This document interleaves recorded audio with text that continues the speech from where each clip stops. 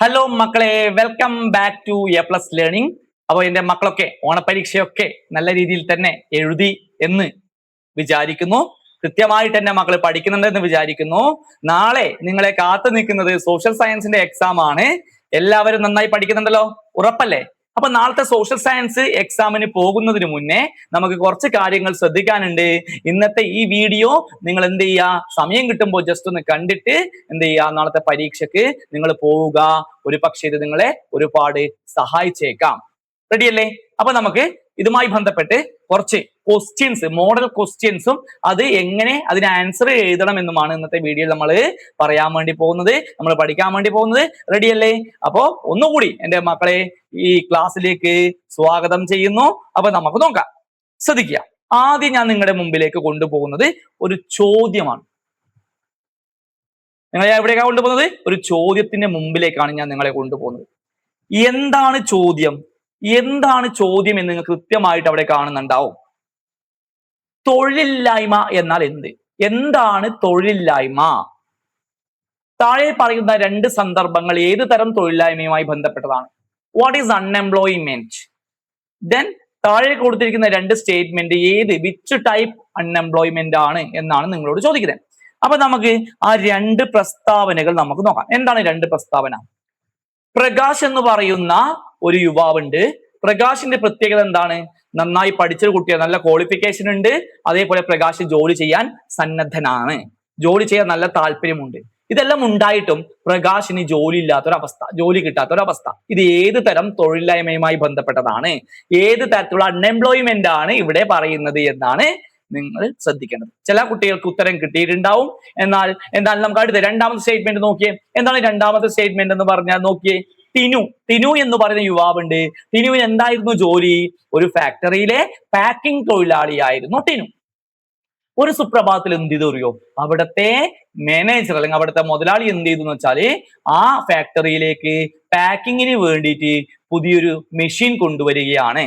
ആ മെഷീൻ കൊണ്ടുവന്നതോടുകൂടി നമ്മൾ ടിനുവിന് ജോലി നഷ്ടമാകുന്നു, പാക്കിംഗ് ജോലി നഷ്ടമാകുന്നു.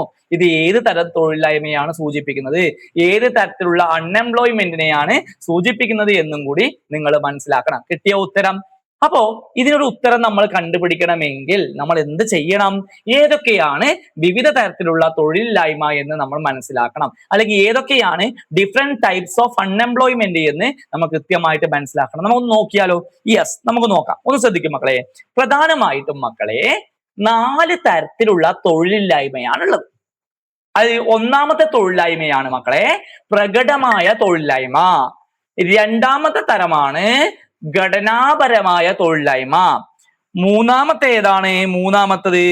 മൂന്നാമത്തെ തൊഴിലില്ലായ്മയാണ് കാലികമായ തൊഴിലില്ലായ്മ. നാലാമത്തെ ഏതാണ്? പ്രച്ഛന്ന തൊഴിലില്ലായ്മ. ഇങ്ങനെ 4 തരത്തിലുള്ള തൊഴിലില്ലായ്മയാണ് ഉള്ളത്. ഇംഗ്ലീഷിലാണെങ്കിൽ open unemployment, structural unemployment, seasonal unemployment, disguised unemployment. ഇങ്ങനെ 4 തരത്തിലുള്ള അൺഎംപ്ലോയ്മെന്റ് ആണ് ഉള്ളത്. എന്താണ് ഈ അൺഎംപ്ലോയ്മെന്റ് വെച്ചാൽ? തൊഴിൽ ഇല്ലാത്ത അവസ്ഥ. ക്ലിയർ ആയല്ലോ? അപ്പൊ 4 തരത്തിലുണ്ടെന്ന് മനസ്സിലായല്ലോ എന്റെ മക്കൾക്ക്? 4 തരത്തിലുണ്ടെന്ന് മനസ്സിലായല്ലോ? ഓരോന്നും എന്താണെന്ന് നമുക്ക് നോക്കാം. ആദ്യം നമ്മൾ നോക്കുന്നത് എന്താണ് പ്രകടമായ തൊഴിലില്ലായ്മ അല്ലെങ്കിൽ ഓപ്പൺ അൺഎംപ്ലോയ്മെന്റ്. ശ്രദ്ധിക്കുക. തൊഴിൽ ചെയ്യാൻ സന്നദ്ധനായിട്ടും താല്പര്യമുണ്ടായിട്ടും ഒരുപാട് യോഗ്യതകൾ ഉണ്ടായിട്ടും തൊഴിൽ കിട്ടാത്ത അവസ്ഥ. അത് എല്ലാ എല്ലാ ക്വാളിഫിക്കേഷനും ഉണ്ട്, എല്ലാ യോഗ്യതകളും ഉണ്ട്, തൊഴിൽ ചെയ്യാൻ വില്ലിങ്ങുമാണ്, താല്പര്യവും ഉണ്ട്, സന്നദ്ധനാണ്, പക്ഷെ തൊഴിൽ കിട്ടാത്തൊരവസ്ഥ. അതിനെയാണ് എന്ത് പേര് പറയുന്നത്? പ്രകടമായ തൊഴിലില്ലായ്മ എന്ന് പറയുന്നത്. പിന്നെ എന്താണ് ഘടനാപരമായ തൊഴിലില്ലായ്മ എന്ന് പറഞ്ഞാല്? മക്കളെ, ഘടനാപരമായ തൊഴിലില്ലായ്മ എന്ന് പറഞ്ഞാല് പുതിയൊരു സാങ്കേതിക വിദ്യ, പുതിയ മെഷീന്റെ കടന്നുവരവോടുകൂടി തൊഴിൽ നഷ്ടമാകുന്ന അവസ്ഥ. അതിനെയാണ് ഘടനാപരമായ തൊഴിലില്ലായ്മ എന്ന് പറയുന്നത്. നൂതന സാങ്കേതിക വിദ്യയുടെ പ്രയോഗം മൂലം തൊഴിൽ നഷ്ടമാകുന്ന അവസ്ഥ. അതിനെയാണ് എന്ത് പേര് പറയുന്നത്? ഘടനാപരമായ തൊഴിലില്ലായ്മ എന്ന് പറയുന്നത്. ക്ലിയർ ആയോ എന്റെ മക്കൾക്ക്? ദെൻ മൂന്നാമത്തെ തൊഴിലില്ലായ്മ നമുക്ക് നോക്കാം. കാലികമായ തൊഴിലില്ലായ്മ അല്ലെങ്കിൽ സീസണൽ അൺഎംപ്ലോയ്മെന്റ്. എന്താ സീസണൽ അല്ലെങ്കിൽ കാലികമായ തൊഴിലില്ലായ്മ വെച്ചാൽ? ചില പ്രത്യേക കാലങ്ങളിൽ പണി ഉണ്ടാവും, ജോലി ഉണ്ടാവും. എന്നാൽ ചില കാലങ്ങളിലോ പണി ഉണ്ടാവില്ല. ചില പ്രത്യേക സമയങ്ങളിൽ ജോലി ഉണ്ടാവും, ചില പ്രത്യേക സമയങ്ങളിൽ ജോലി ഇല്ലാത്ത അവസ്ഥ. ഇങ്ങനെ ഇതിനെ പറയുന്ന പേരാണ് കാലിക തൊഴിലില്ലായ്മ. ചില പെർട്ടിക്കുലർ സീസണിൽ ജോബ് ഉണ്ടാവും, but in the case of the certain പിന്നെ സീസണിലോ ജോബ്ലെസ് ആയിരിക്കും. ക്ലിയർ ആയോ? യെസ്. ദെൻ നെക്സ്റ്റ് പ്രച്ഛന്ന തൊഴിലില്ലായ്മ. എന്താണ് പ്രച്ഛന്ന തൊഴിലില്ലായ്മ, ഡിസ്പ്യൂട്ടഡ് അൺഎംപ്ലോയ്മെന്റ് എന്ന് വെച്ചാൽ? അതായത് മക്കളെ, ഒരു സ്ഥലത്ത് ഒരു ജോലി ഉണ്ട്, അതിൽ ജോലി വേണ്ടത് ആകെ 3-4 ആൾക്കാരാണ്. എന്നാൽ ആ ജോലിക്ക് വേണ്ടി ഒരുപാട് ആൾക്കാർ വരുന്നു. അതായത് ഇത്രയേ ഉള്ളൂ മക്കളെ, ഇത്രയേ ഉള്ളൂ. ശ്രദ്ധിക്കുക. പ്രച്ഛന്ന തൊഴിലില്ലായ്മ എന്ന് പറഞ്ഞാല് ഉൽപാദന പ്രവർത്തനത്തിൽ ആവശ്യത്തിലധികം തൊഴിലാളികൾ പങ്കെടുക്കുന്ന അവസ്ഥ. ഒരു ഉദാഹരണം പറഞ്ഞാല്, ഒരു വീട്ടില് ഒരു കുറെ തെങ്ങുകളുണ്ട്. ആ തെങ്ങിന് എന്ത് ചെയ്യും? തടമെടുക്കണം. ആ തെങ്ങിന് തടമെടുക്കുമ്പോൾ എന്ത് ചെയ്തു? ഒരു 3 തൊഴിലാളികൾ ഉണ്ടെങ്കിൽ ഒരു 5 ദിവസം കൊണ്ടാവും. പക്ഷെ എന്ത് ചെയ്യുന്നു? 3 തൊഴിലാളികൾ വേണ്ട സ്ഥലത്ത് ആ ഇതിലേക്ക് എന്ത് ചെയ്തു? ഒരു 10-15 തൊഴിലാളികൾ വരുന്നു. ഒറ്റ ദിവസം കൊണ്ട് പണി തീരുമല്ലോ. യെസ്. ഈ തരത്തിലുള്ള തൊഴിലില്ലായ്മയാണ് എന്ത് പേര് പറയുന്നത്? പ്രച്ഛന്ന തൊഴിലില്ലായ്മ എന്ന് പറയുന്നത്. ക്ലിയർ ആയോ എന്റെ മക്കൾക്ക്? ക്ലിയർ ആയോ? അപ്പൊ എന്താണ് പറഞ്ഞത്? there are mainly 4 types of unemployment. the first one ഏതാണ്? open unemployment. second one structural unemployment. third one season unemployment. fourth one disguised unemployment. Clear ആയോ? ഓപ്പൺ അൺഎംപ്ലോയ്മെന്റ് വെച്ചാല് ക്വാളിഫിക്കേഷൻ ഉണ്ട്, ജോലി ചെയ്യാൻ വില്ലിംഗ് ആണ്, ബട്ട് ജോബ്ലെസ്. പക്ഷെ എന്ത് ചെയ്യുന്നു? ജോലി ഇല്ല, അല്ലെ അൺഎംപ്ലോയിഡ്. അതിനെയാണ് എന്ത് പേര് പറയുന്നത്? ഓപ്പൺ അൺഎംപ്ലോയ്മെന്റ് എന്ന് പറയുന്നത്. ക്ലിയർ ആയോ? സ്ട്രക്ചറൽ അൺഎംപ്ലോയ്മെന്റ് വെച്ചാൽ എന്താണ്? ഇൻട്രൊഡക്ഷൻ ഓഫ് ന്യൂ ടെക്നോളജി, അല്ലെ job loss due to the introduction of new ടെക്നോളജിയുടെ പ്രയോഗം മൂലം, അല്ലെ അവിടുത്തെ അപ്ലൈയിങ് മൂലം എന്ത് ചെയ്യുന്നു? ജോബ് ലോസ് ആവുന്നു. ഇതാണ് എന്ത് പേര് പറയുന്നത്? Structural unemployment. സീസൺ എന്ന് വെച്ചാൽ എന്താണ്? സീസൺ അൺഎംപ്ലോയ്മെന്റ് വെച്ചാൽ എന്താണ്? അല്ലെ employment during A particular season but remaining unemployed during the rest of the time. Then fourth one ഏതാണ്? ഫോർത്ത് വൺ എന്ന് വെച്ചാൽ ഇവിടെ ഇത്രേ പറയുന്നുള്ളൂ. എന്താണ്?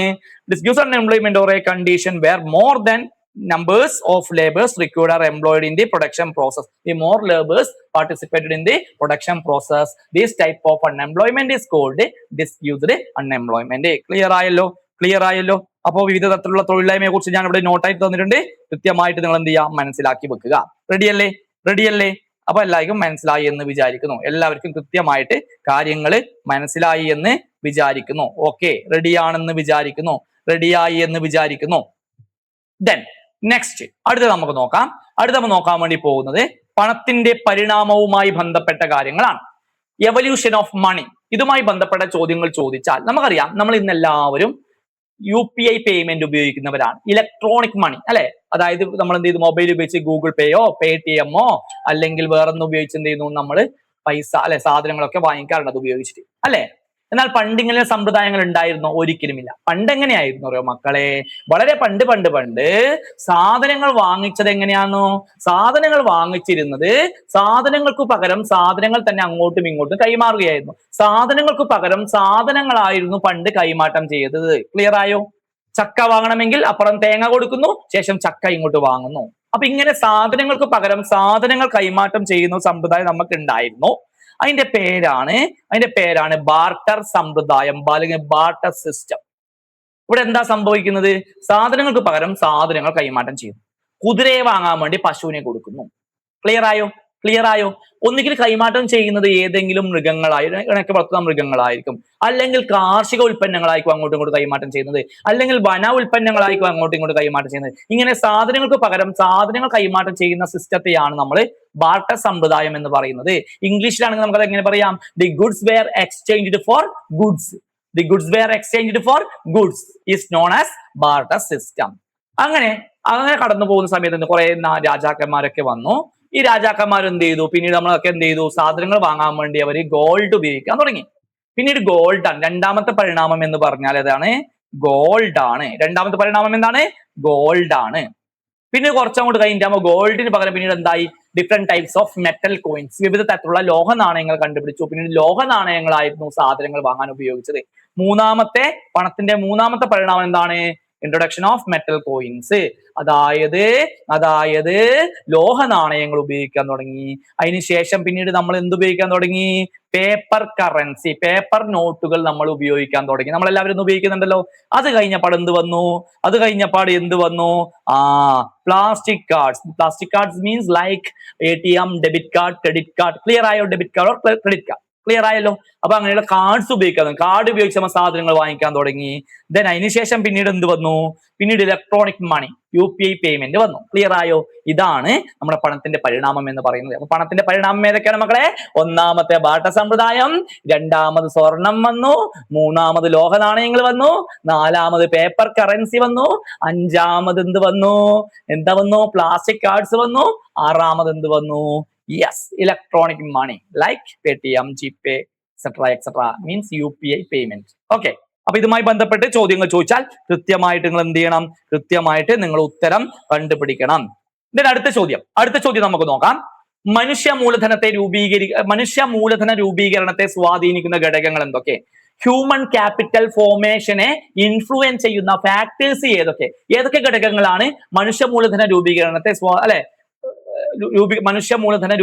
സഹായിക്കുന്നത് എന്ന് നമുക്ക് നോക്കാം. നമുക്കറിയാം നല്ലൊരു വിദ്യാഭ്യാസം നമ്മൾ നേടിയാൽ നമുക്ക് എന്ത് കിട്ടും? യെസ്, നമ്മൾ വെൽ എഡ്യൂക്കേറ്റഡ് ആണെങ്കിൽ നമ്മൾ ഡെവലപ്ഡ് ആവും അല്ലെ? യെസ്, അതേപോലെ മനുഷ്യ മൂലധന രൂപീകരണത്തെ സ്വാധീനിക്കുന്ന ഘടകങ്ങളാണ് ഒന്നാമത്തെ എന്താണ്? വിദ്യാഭ്യാസം. രണ്ടാമത്തെ ഏതാണ്? ആരോഗ്യം. മൂന്നാമത്തെ ഏതാണ്? കുടിയേറ്റം. നാലാമത്തെ ഏതാണ്? തൊഴിൽ പരിശീലനം. നമ്മൾ തൊഴിൽ നല്ല പരിശീലനം ഉണ്ടെങ്കിൽ, നല്ല ട്രെയിനിങ് നമുക്ക് നല്ല രീതിയിൽ ചെയ്യാൻ പറ്റുമല്ലോ. യെസ്, അഞ്ചാമത്തെയാണ് വിവര ലഭ്യത. ക്ലിയർ ആയല്ലോ? പരീക്ഷയ്ക്ക് എഴുതുമല്ലോ. മനുഷ്യ മൂലധന രൂപീകരണത്തെ സ്വാധീനിക്കുന്ന ഘടകങ്ങൾ നാളെ ചോദിച്ചാൽ നിങ്ങൾ ഉത്തരം എഴുതുമല്ലോ. യെസ്, എഴുതും എന്ന് പറഞ്ഞാൽ സന്തോഷം. ഇവിടെ നോക്കിയേ, ഹ്യൂമൻ ക്യാപിറ്റൽ ഫോർമേഷനെ ഹെൽപ്പ് ചെയ്യുന്ന ഫാക്ടേഴ്സ് ഏതൊക്കെയെന്ന് ചോദിച്ചാൽ first one education, health, migration, job training, then access to information. Clear ആയല്ലോ? എഡ്യൂക്കേഷൻ എന്താ നിങ്ങൾക്ക് എല്ലാവർക്കും അറിയാം, ഹെൽത്ത് എന്താ നിങ്ങൾക്ക് എല്ലാവർക്കും അറിയാം, മൈഗ്രേഷൻ അല്ലെ? എന്താണ് മൈഗ്രേഷൻ എന്ന് കുടിയേറ്റം എന്ന് പറഞ്ഞാൽ the people move from one place to another. Clear ആയല്ലോ? അത് ഒന്നുകിൽ ടെമ്പററി ആയിരിക്കാം, സ്ഥിരമായോ ആയിരിക്കാം, അല്ലെങ്കിൽ താൽക്കാലികമായിരിക്കാം. ക്ലിയർ ആയ? ടെമ്പററി ഓർ അല്ലെ പെർമനന്റ്ലി ആയിരിക്കാം. ഇത്രയും കാര്യങ്ങൾ പഠിച്ചു. അപ്പൊ ഇത് നിങ്ങൾ കൃത്യമായിട്ട് എഴുതുമല്ലോ. ഇനി അടുത്ത പ്രധാനപ്പെട്ട ചോദ്യമാണ്, മനുഷ്യ മൂലധന രൂപീകരണം നേരിടുന്ന പ്രധാനപ്പെട്ട വെല്ലുവിളികൾ എന്തൊക്കെ? ചില വെല്ലുവിളികൾ ഇവർ നേരിടുന്നുണ്ട്. എന്തൊക്കെ വെല്ലുവിളികളാ?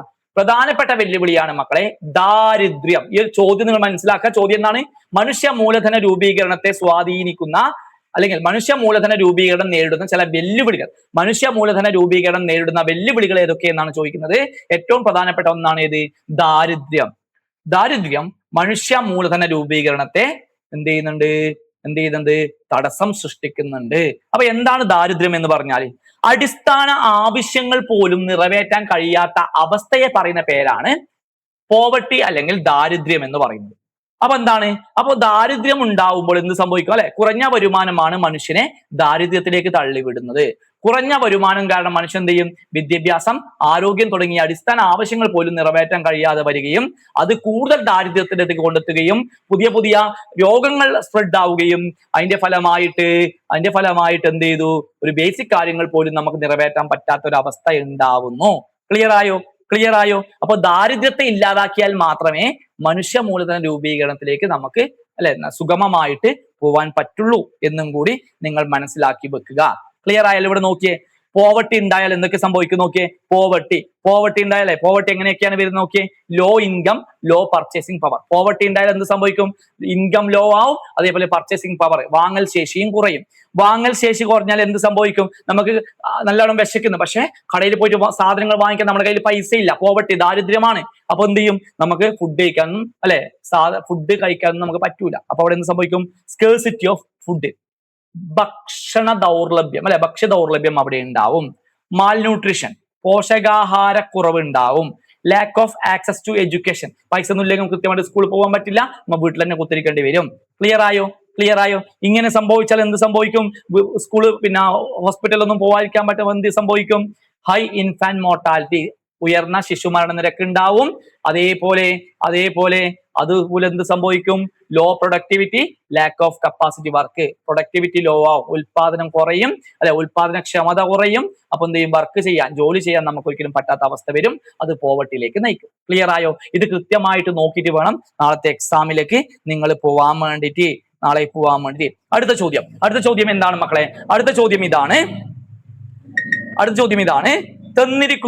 തന്നിരിക്കുന്ന ഭൂരൂപങ്ങളെ ഇന്ത്യയുടെ രൂപരേഖയിൽ അടയാളപ്പെടുത്താൻ വേണ്ടിയിട്ടാണ് പറയുന്നത്. നോക്കിയേ, ഏതൊക്കെയാ കൂടുതൽ? ശിവാലിക് തന്നിട്ടുണ്ട്, കാരക്കോറം തന്നിട്ടുണ്ട്, ഹിമാദ്രി തന്നിട്ടുണ്ട്, നാഗാ കുന്നുകൾ തന്നിട്ടുണ്ട്. ഇങ്ങനെ ഒരു ചോദ്യം വന്നാൽ നമ്മൾ എന്ത് ചെയ്യണം? നമ്മൾ ആദ്യം ചെയ്യേണ്ടത്, നിങ്ങളുടെ കാരക്കോറം, ലഡാക്ക്, സസ്കർ ഇതിൽ ഏതെങ്കിലും ഒന്നാണ് നിങ്ങളോട് ചോദിക്കുന്നുണ്ടെങ്കിൽ നിങ്ങൾ എന്ത് ചെയ്യണം? ഇന്ത്യയുടെ നേരെ തലഭാഗത്തേക്ക് പോവുക. എന്ന് ശേഷം എന്ത് ചെയ്യാതെ ഇവിടെ ഒരു 3 വര വരക്കുക. ഒന്നാമത്തെ വരയാണ് കാരക്കോറം, രണ്ടാമത്തെയാണ് എന്ത് പേര് പറയുന്നത്? ലഡാക്ക്. രണ്ടാമത്തെ എന്താണ്? ലഡാക്ക്. മൂന്നാമത്തെയാണ് മക്കളെ സസ്കർ. മൂന്നാമത്തെ എന്താണ്? സസ്കർ. ക്ലിയർ ആയോ? 3 വര ഇടുക. ഒന്നാമത്തെ കാരക്കോറം, രണ്ടാമത്തെ ലഡാക്ക്, മൂന്നാമത്തെ സസ്കർ. കിട്ടിയില്ലേ? ഇനി അറിയില്ല എന്ന് പറയോ? ഇനി ഒരിക്കലും അറിയില്ല എന്ന് പറയരുത്. അപ്പൊ ശിവാലിക്, അല്ലെ, കാരക്കോറം നമ്മൾ ഉപയോഗിച്ചു, അല്ലെ, കാരക്കോറം നമ്മൾ നോക്കി. കാരക്കോറം, ലഡാക്ക്, സസ്കർ 3 ചെയ്തു. അടുത്ത എന്താ പറയുന്നത് നിങ്ങളോട്? ഹിമാദ്രിയും നമ്മൾ അടയാളപ്പെടുത്തണം, ശിവാലിക് നമ്മൾ അടയാളപ്പെടുത്തണം, നാഗാ കുന്നുകളും നമ്മൾ അടയാളപ്പെടുത്തണം. ഒന്നുമില്ല, ഇതേപോലെ ഒരു വര വരയ്ക്കുക. ഇതേപോലെ ഇവിടുന്ന് ഇതേപോലെ വര വരയ്ക്കുക. ക്ലിയർ ആയോ? ഏറ്റവും ടോപ്പിലെ ഈ വര ഹിമാദ്രി. രണ്ടാമത്തെ വര ഹിമാചൽ. രണ്ടാമത്തെ വര ഏതാണ് മക്കളെ? ഹിമാചൽ. മൂന്നാമത്തേതാണ് മക്കളെ? ശിവാലിക്. മൂന്നാമത്തെ വര ഏതാണ്? ശിവാലിക്. 3ഉം വരയ്ക്കുക. ഏതാണോ വേണ്ടത് ബാക്കി 2 മായ്ക്കുക. വേണ്ടത് അവിടെ സൂക്ഷിച്ചു വെക്കുക. ക്ലിയർ ആയല്ലോ? അപ്പൊ അതും നമ്മൾ പഠിച്ചു. പിന്നെ എന്താ ഉള്ളത്? നാഗാ കുന്നുകളാണ് അടയാളപ്പെടുത്താൻ വേണ്ടിയിട്ടുള്ളത്. ഒന്നും നോക്കണ്ട, എന്തായാലും നാഗാ കുന്നുകൾ വരുന്നത് ഈ ഒരു ഭാഗത്താണ്. അപ്പൊ ആ ഭാഗം ഓർമ്മിക്കുക. എന്റെ മക്കൾ എന്ത് ചെയ്യുക? ആ ഭാഗത്ത് ഏറ്റവും മറ്റത്ത് ഇങ്ങനെ 3 വരകൾ ഇവിടെ ഇട്ട് കൊടുക്കുക. ഏറ്റവും ടോപ്പിലുള്ളത് നാഗാ കുന്നുകൾ, രണ്ടാമത്തെ മിസോ കുന്നുകൾ. സോറി 1 മിനിറ്റ് മക്കളെ. ഏറ്റവും ടോപ്പിലുള്ളതാണ്, മാറിപ്പോയി മാഷിക്ക്, ഒന്നുകൂടി ശ്രദ്ധിക്കുക. ഏറ്റവും ടോപ്പിലുള്ളത് പത്കായി ഭൂം എന്ന് പറയുന്ന കുന്നുകളാണ്. രണ്ടാമതുള്ള കുന്ന് ഏതാണ്? നാഗാ കുന്നുകളാണ്. മൂന്നാമത്തെയാണ് മക്കളെ മിസോ കുന്നുകൾ. ഇത് കൃത്യമായിട്ട് നിങ്ങൾ ഓർമ്മിക്കുക. റെഡിയല്ലേ? യെസ്, അത് നിങ്ങൾ കൃത്യമായിട്ട് നിങ്ങൾ ഓർമ്മിക്കുക. അപ്പൊ മാപ്പിൽ അടയാളപ്പെടുത്തുന്നതുമായി ബന്ധപ്പെട്ട് നമ്മൾ ഓൾറെഡി കഴിഞ്ഞ ക്ലാസ്സിൽ ഡിസ്കസ് ചെയ്താണ്. അതിലൊക്കെ നിങ്ങൾ എന്ത് ചെയ്യുക? ചോദിക്കുക. ദെൻ അടുത്തൊരു ചോദ്യം, എഡ്യൂക്കേഷൻ എങ്ങനെയാണ് നമ്മുടെ രാജ്യത്തിന്റെ പുരോഗതിയെ സഹായിക്കുന്നത്? How education helps the progress of A country. ഒരു രാജ്യത്തിന്റെ പുരോഗതി എഡ്യൂക്കേഷൻ എങ്ങനെയാണ് ഹെൽപ്പ് ചെയ്യുന്നത് എന്ന് നമുക്ക് നോക്കാം. എന്റെ മക്കൾ നോക്കിയേ, നമ്മളെല്ലാവരും ചെറിയ കുട്ടിയാകുമ്പോൾ നമുക്ക് എല്ലാ കാര്യങ്ങളും അറിയുമായിരുന്നോ? ഒരിക്കലുമില്ല. അപ്പൊ നമ്മൾ എന്ത് ചെയ്തു? ആദ്യം എഡ്യൂക്കേഷൻ നേടി. എഡ്യൂക്കേഷൻ നേടിയതോടുകൂടി നമുക്ക് എന്തുണ്ടായി? നമുക്ക് എന്ത് ചെയ്തു? നമ്മുടെ കഴിവ് വർദ്ധിപ്പിക്കാം, അല്ലെ, കഴിവ് വർദ്ധിക്കാൻ വേണ്ടി തുടങ്ങി. നമ്മുടെ കഴിവ് വർദ്ധിച്ചതോടുകൂടി നമുക്ക് എന്ത് ചെയ്യാൻ പറ്റി? പുതിയ സാങ്കേതിക വിദ്യകൾ, ടെക്നോളജിക്കൽ നോളജ്, എങ്ങനെയാണ് ഒരു ടെക്നോളജി നമ്മൾ പ്രവർത്തിപ്പിക്കുന്നത് എന്ന് കൃത്യമായിട്ട് നമുക്ക് മനസ്സിലാക്കാൻ വേണ്ടി പഠിച്ചു. ഫോർ എക്സാമ്പിൾ, നമ്മളൊക്കെ ജനിക്കുമ്പോൾ നമുക്ക് മൊബൈൽ ഫോൺ ഒക്കെ ഉപയോഗിക്കാൻ പറ്റുമോ? ഒരിക്കലുമില്ല. അപ്പൊ നമ്മൾ എന്ത് ചെയ്തു? ടെക്നോളജിക്കൽ നോളജ് കിട്ടി. ടെക്നോളജിക്കൽ നോളജ് കിട്ടിയതോടുകൂടി നമുക്ക് എന്ത് ചെയ്തു? ഡിഫറെന്റ് ടൈപ്സ് ഓഫ് സ്കിൽ ഡെവലപ്മെന്റും കൂടി നമുക്ക് കിട്ടും. വിവിധ തരത്തിലുള്ള ശേഷി, അല്ലെ, സ്കിൽ ഡെവലപ്മെന്റ് നമുക്ക് കിട്ടും. നല്ല സ്കിൽ ഡെവലപ്മെന്റ് വന്നാൽ എന്ത് സംഭവിക്കും? ബെറ്റർ ജോബ് കിട്ടും, നല്ല തൊഴിൽ കിട്ടും. നല്ല തൊഴിൽ കിട്ടിയ എന്ത് ചെയ്യും? നല്ല വരുമാനം കിട്ടും. നല്ല വരുമാനം നമുക്ക് കിട്ടിയ എന്ത് ചെയ്യും? ബെറ്റർ ക്വാളിറ്റി ഓഫ് ലൈഫ്, അല്ലെ, സമൂഹത്തിൽ നല്ല രീതിയിൽ നമുക്ക് ജീവിക്കാൻ പറ്റും. ജീവിത നിലവാരം ഉയരും. ശരിയല്ലേ? ജീവിത നിലവാരം ഉയരും, ബെറ്റർ ക്വാളിറ്റി ഓഫ് ലൈഫ്. ഒരു കാര്യം ഓർമ്മിക്കുക, നമ്മൾ ആദ്യം നമ്മൾ ചെറിയ കൂലിപ്പണിയൊക്കെ ചെയ്തുകൊണ്ടിരിക്കുകയായിരുന്നു. അപ്പൊ നമുക്ക് കിട്ടുന്ന വരുമാനം 500 രൂപ, 600 രൂപ ഇങ്ങനെയായിരിക്കും. ആ സമയത്ത് നമ്മൾ ജീവിച്ച പോലെ ആയിരിക്കോ പിന്നീട് നിങ്ങൾ നല്ലൊരു ജോലി കിട്ടിയിട്ട് നല്ല മാസം ഒരു 2 ലക്ഷം ശമ്പളം കിട്ടുന്ന ജോലി നിങ്ങൾക്ക് കിട്ടി? അപ്പൊ എന്ത് ചെയ്യും? അതിനനുസരിച്ച് നമ്മുടെ സ്റ്റാൻഡേർഡ് ഓഫ് ലിവിങ്, അല്ലെ, അതായത് ബെറ്റർ ക്വാളിറ്റി ലൈഫിന്റെ ആ ഒരു രീതി തന്നെ നമുക്ക് മാറും. ക്ലിയർ ആയല്ലോ? ദെൻ എല്ലാവരും നല്ല രീതിയിൽ സമൂഹത്തിൽ നല്ല രീതിയിൽ ജീവിച്ചാൽ അത് എന്തായി മാറും രാജ്യ പുരോഗതിയെ സഹായിക്കും. നാഷണൽ ഡെവലപ്മെന്റ് അവിടെ ഉണ്ടാവും. ആ നാട്ടിൽ ദാരിദ്ര്യം പോവർട്ടി ഒന്നുമില്ല, എല്ലാവരും വെൽ സ്റ്റാൻഡേർഡ് ഓഫ് ലിവിംഗ് ആണ്. അതോ അങ്ങനെ ഉണ്ടാവുമ്പോൾ എന്ത് സംഭവിക്കും? നാഷണൽ ഡെവലപ്മെന്റ് ഉണ്ടാവും. ക്ലിയർ ആയല്ലോ? ഇത് പഠിക്കണം. സദ്യ ഒന്നുകൂടി നോക്കി. വിദ്യാഭ്യാസം നേടുമ്പോൾ കഴിവ് വർദ്ധിക്കുന്നു. കഴിവ് വർദ്ധിച്ചാൽ എന്ത് ചെയ്യും? സാങ്കേതിക പരിജ്ഞാനം കിട്ടും. സാങ്കേതിക പരിജ്ഞാനം കിട്ടിയാൽ എന്ത് സംഭവിക്കും? നൈപുണ്യ വികസനം ഉണ്ടാവും. വിവിധ തരത്തിലുള്ള കഴിവുകൾ വർദ്ധിക്കും. വിവിധ തല കഴിവുകൾ നമുക്ക് കിട്ടിയാൽ എന്ത് സംഭവിക്കും? മെച്ചപ്പെട്ട തൊഴിൽ കിട്ടും. മെച്ചപ്പെട്ട തൊഴിൽ എന്തിലേക്ക് നയിക്കും? മെച്ചപ്പെട്ട വരുമാനം കിട്ടും. മെച്ചപ്പെട്ട തൊഴിൽ കിട്ടിയാൽ മെച്ചപ്പെട്ട വരുമാനം കിട്ടും. മെച്ചപ്പെട്ട വരുമാനം കിട്ടിയാൽ എന്ത് ചെയ്യും? മെച്ചപ്പെട്ട ജീവിത നിലവാരം മെച്ചപ്പെടും. ജീവിത നിലവാരം മെച്ചപ്പെട്ടാൽ എന്താവും? രാജ്യ പുരോഗതിയിലേക്ക് പോകും. ഇത്രയും കാര്യം ക്ലിയർ ആയല്ലോ? റെഡി. ഇത്രയും കാര്യങ്ങൾ നോക്കുക.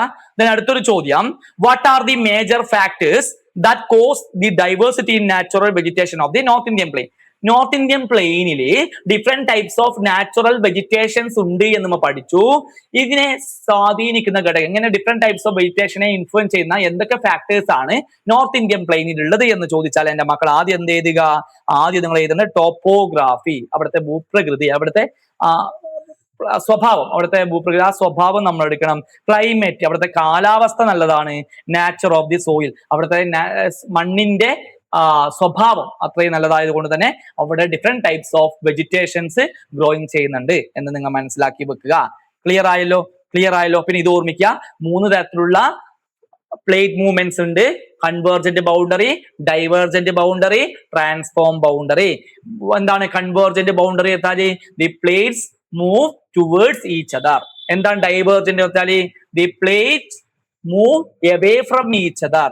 എന്താണ് പിന്നെ ട്രാൻസ്ഫോം ബൗണ്ടറി വെച്ചാല്? അല്ലെ, place slide past each other. ഇങ്ങനെ അങ്ങോട്ടും ഇങ്ങോട്ടും പരസ്പരം തെന്നി നീങ്ങുന്നു. അപ്പൊ ഒന്നുകൂടി പറയാം, പ്രധാനമായിട്ട് 3 തരത്തിലുള്ള ഫലക ചലനങ്ങളാണ് ഉള്ളത്. ഒന്നാമത്തെ സംയോജക സീമ, രണ്ടാമത്തെ ഛേദക സീമ, മൂന്നാമത്തെ ഏതാണ് മക്കളെ? മൂന്നാമത്തെയാണ് ഏത്? അപ്പൊ ഒന്ന് നോക്കിയേ, സംയോജക സീമ, വിയോജക സീമ, ഛേദക സീമ. ക്ലിയർ ആയല്ലോ? സംയോജക സീമാച്ച 2 ഫലകങ്ങൾ തമ്മിൽ അടുക്കുന്നു. വിയോജക സീമാച്ച 2 ഫലകങ്ങൾ തമ്മിൽ അകലുന്നു. പിന്നെ അതേപോലെ ട്രാൻസ്ഫോം എന്ന് വെച്ചാൽ ഛേദക സീമാച്ച എന്താണ്? 2 ഫലകങ്ങൾ പരസ്പരം ഉരസി നീങ്ങുന്നു. ഇത് കൃത്യമായിട്ട് എന്റെ മക്കൾ പഠിക്കണം. കൃത്യമായിട്ട് പഠിച്ചിട്ട് വേണം നിങ്ങൾ പരീക്ഷയ്ക്ക് പോവാൻ. അപ്പോ എന്റെ മക്കളെ, താങ്ക് യു സോ മച്ച്. എല്ലാവരും നാളത്തെ സോഷ്യൽ പരീക്ഷ നന്നായി തന്നെ നിങ്ങൾ എന്ത് ചെയ്യുക? എഴുതുക. നല്ലൊരു മാർക്ക് നിങ്ങൾക്ക് കിട്ടും. നമ്മുടെ ലക്ഷ്യം A+ ആണ്. എല്ലാ വിഷയത്തിലും നിങ്ങൾ A+ നേടുക. Bye, see you. ഇന്നത്തെ ക്ലാസ് നമുക്ക് വൈൻഡപ്പ് ചെയ്യാം. ഓക്കെ.